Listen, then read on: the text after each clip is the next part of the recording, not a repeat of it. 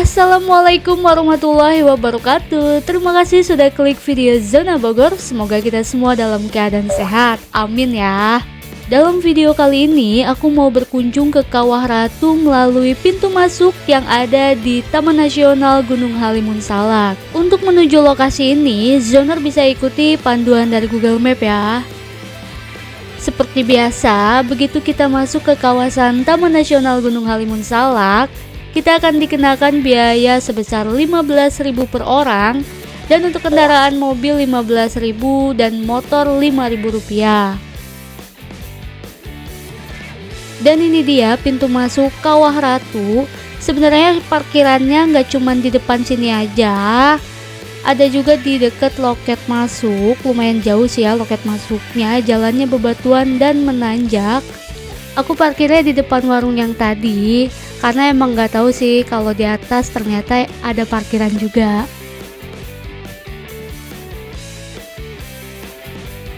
Ini lumayan ngos-ngosan sih ya buat ke loket utamanya. By the way, ada info penting nih. Jadi yang pertama adalah untuk menuju Kawah Ratu tidak diperbolehkan 2 orang. Jadi minimal 3 orang untuk menuju Kawah Ratu.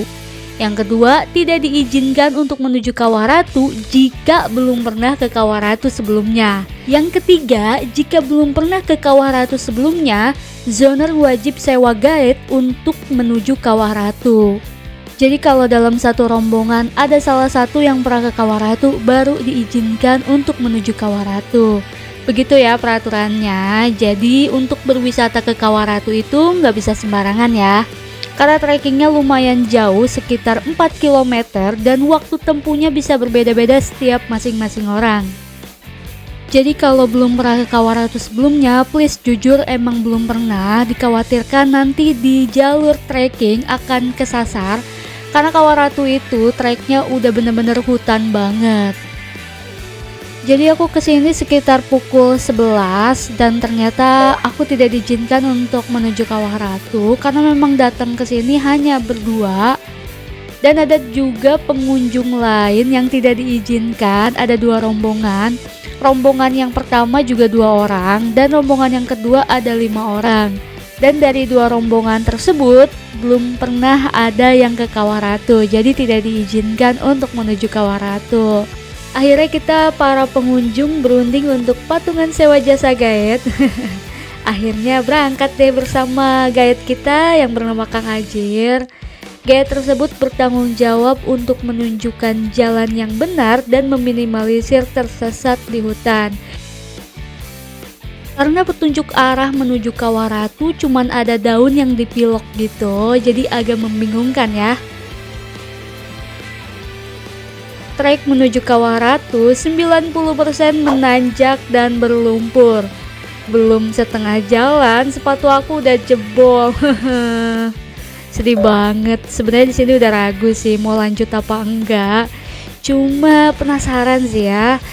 Di sini sebenarnya udah kayak mau hujan gitu. Cuma rombongan aku, orang-orang yang belum kenal itu pada semangat lanjut. Ya udah jadi ikut-ikutan dilanjut. Lihat tuh treknya nanjak coy.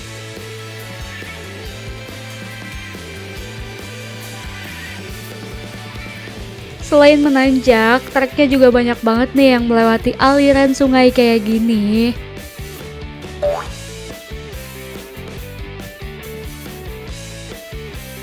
Di tengah-tengah perjalanan, kita juga bertemu dengan rombongan yang sedang mendirikan tenda untuk berkemah.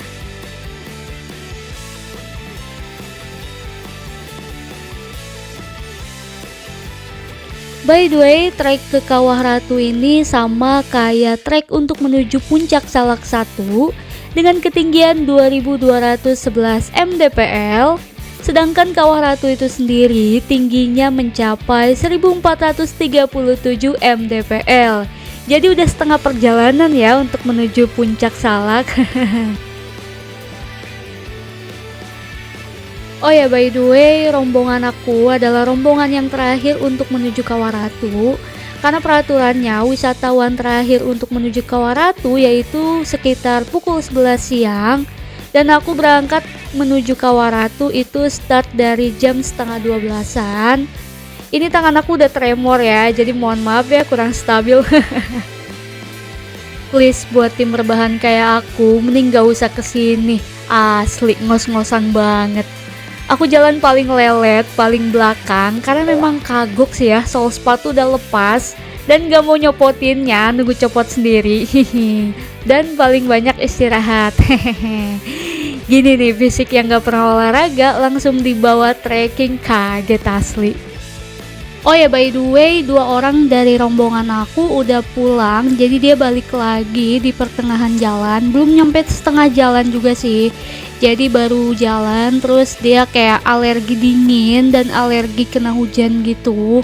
Jadi dia memutuskan untuk pulang lagi atau muter balik, karena memang dari awal dia udah ragu. Jadi kalau di hutan itu kalau feelingnya udah nggak enak dan emang penuh keraguan, mending nggak usah dilanjut sih ya.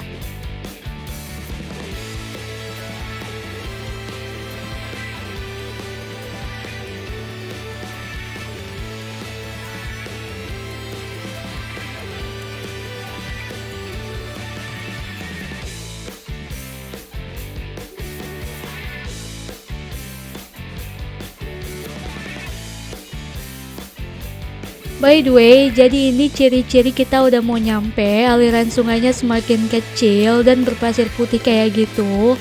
Tandanya kita udah mau nyampe. Nyampe Kalimati maksudnya ya, bukan nyampe Kawaratu.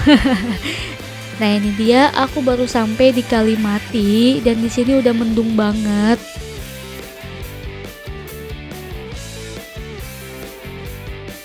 Pantes saja ya, di depan pintu masuk Kawah Ratu banyak banget nih sepatu dan sol sepatu yang dipaku di pohon. Dan sekarang aku tahu alasannya. Dan akhirnya 2 outsole-ku copot juga. Jadi aku udah bilang dalam hati sebelumnya, kalau sampai outsole-ku copot artinya aku tidak diizinkan untuk nyampe ke Kawah Ratu. Dan di sini juga udah petir mulu, feeling aku juga udah nggak enak di sini. Jadi aku nggak lanjut, kalau di alam ngeri-ngeri sedap ya. Jadi kita main feeling aja biar aman. Dengan berat hati, aku cuman sampai Kalimati aja. Alhamdulillah selamat. Itu aja udah bersyukur banget ya Allah. Terima kasih. Di sini bau belerangnya udah sangat menyengat. Rombongan aku sih lanjut untuk menuju ke Kawah Ratu. Sebenarnya sedikit menyesal sih ya nggak nyampe Kawah Ratunya, karena di sini di Kalimati ini jaraknya udah lumayan deket banget, sekitar 500 meteran lagi dari Kalimati. Cuman ya udahlah ya, nggak apa-apa. Mungkin lain kali kita lanjutkan untuk menuju ke Kawah Ratunya. Karena emang beneran kagok ya, 2 outsole copot. Tadinya mau aku copot yang outsole kedua, cuma sakit ya kena batu ternyata. Dan pada akhirnya pas di jalan pulang ya copot-copot juga sih.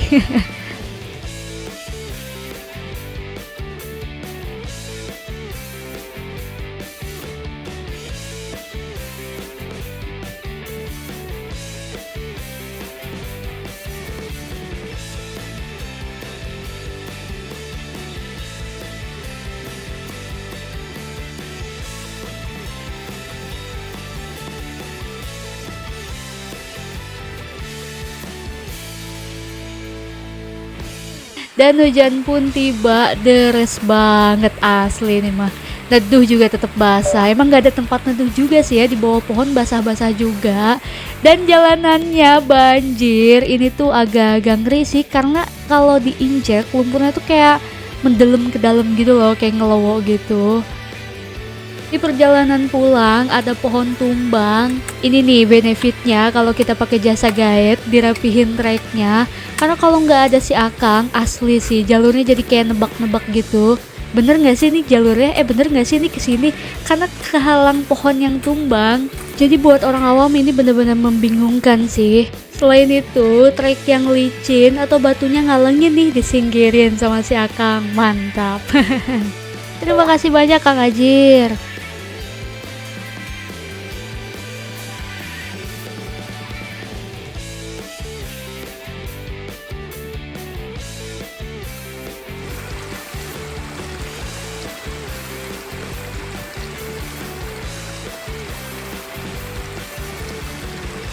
Dengan berat hati aku pun pulang dengan perasaan ya sedikit kecewa ya karena nggak nyampe Kawah Ratu, tapi nggak apa-apa lah ya, yang penting selamat, itu aja udah lebih dari cukup sebenarnya. Cuman namanya manusia ya, nggak pernah bersyukur. Ada aja gitu yang nggak disyukuri. Padahal selamat aja itu udah alhamdulillah banget. Baiklah, aku akhiri videonya sampai sini aja. Terima kasih sudah menonton video Zona Bogor sampai selesai. Dukung terus channel Zona Bogor dengan cara like, comment, subscribe, dan share sebanyak-banyaknya ya. Sampai jumpa di video selanjutnya. Wassalamualaikum warahmatullahi wabarakatuh.